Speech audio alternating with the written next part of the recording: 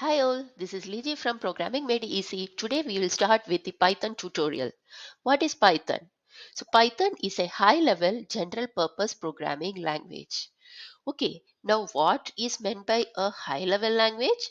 A high-level language is a programming language that enables someone to write programs that are more or less independent of the underlying computer. Such languages are high level because they are closer to human language and further from the machine language. So, if you all must be knowing that machine understands zeros and ones. So, if you are to code in zeros and ones, will it be easy? No. So that is why such high level languages are in place, which helps us to code in some in kind of language that we understand, and later it is converted to a machine language.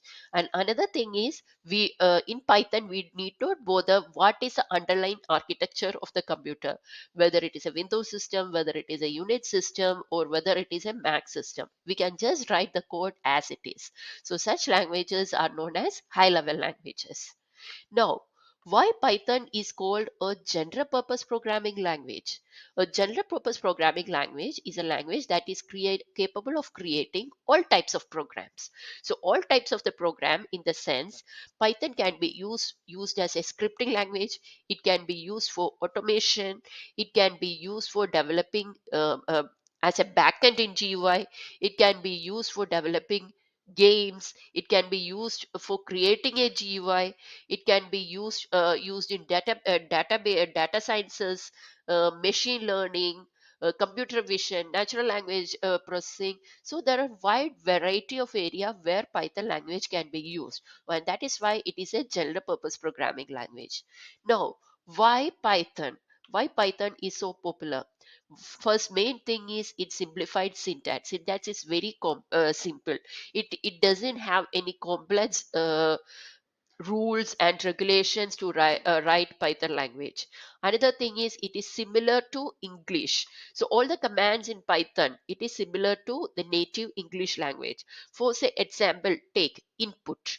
On hearing it itself, anybody can understand that it is to input some value. So that is the same command Python is using for getting some value from the user.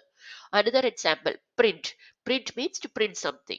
So it is very easy. You don't have to remember words or commands in Python that much. Third thing is there is a proper documentation available which enables a newbie or a layman or an amateur to start learning Python. And hence Python is known as a beginner's language also. First, it is very simple. It is similar to natural language, and with proper documentation it becomes a favorite of all the beginners.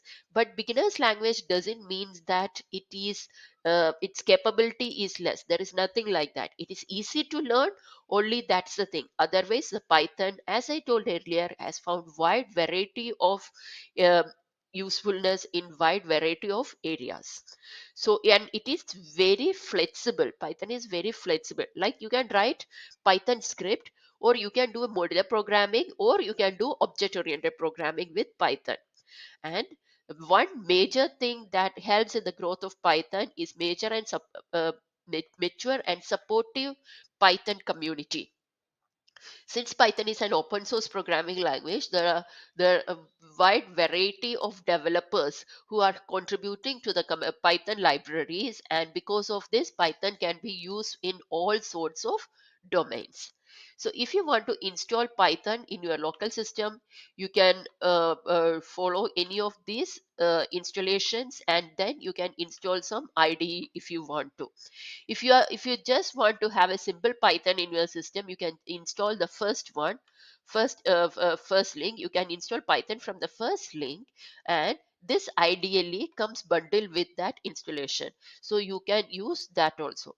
Otherwise, if you want to go for some specific IDEs, you can install it Python, and top of it you can install these IDEs. Now coming to, if you feel like you don't want to install Python in your local system, you just want to learn Python, but not by installing it in your local system, you can do so by using the Python from Google Collaboratory can be used, where you can write basic Python programs.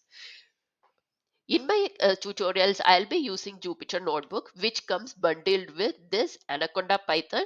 So I'll be using Jupyter Notebooks in my tutorials. Now, when you are creating a Python file, in normal case, it will be saved as a py file. What you can see this is a normal py file. You can see it is just print.py over here. This is a normal py file. So this is how a normal Python file will be saved. But if you are using this Google Collaboratory that I mentioned here, or a Jupyter Notebook, then the code will be saved as ipynb file, that is a Python notebook file. What is a Python notebook and a normal Python file? The Python file contains just the normal code, just regular Python code. Or Python notebooks can be used, we can add nodes also to it. Along with the code, we can add nodes also to it. That is why it is known as Python notebook file.